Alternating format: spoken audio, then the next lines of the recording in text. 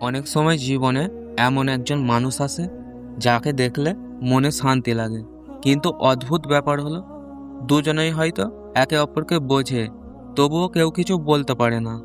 হয়তো লজ্জা, হয়তো পরিবার, হয়তো সমাজের ভয়। কিন্তু একটা সত্যি কথা আছে, যদি কারো মনে সত্যিকারের ভালোবাসা থাকে তাহলে সে শুধু নীরবে তাকিয়ে থাকবে না।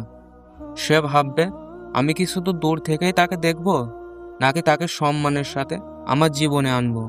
কারণ ইসলামে ভালোবাসার সবচেয়ে সুন্দর পথ হলো বিয়ে।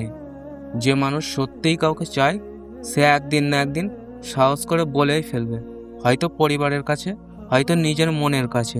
কারণ সে জানে সত্যিকারের মানুষকে হারানোর ভয় খুব বড়।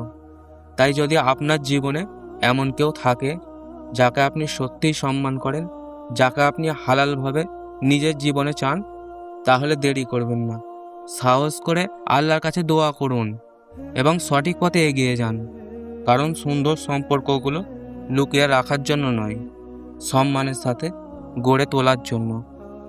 যদি সে সত্যিই আপনার জন্য লেখা থাকে তাহলে আল্লাহ নিজেই পথ খুলে দেবেন, ইনশাআল্লাহ।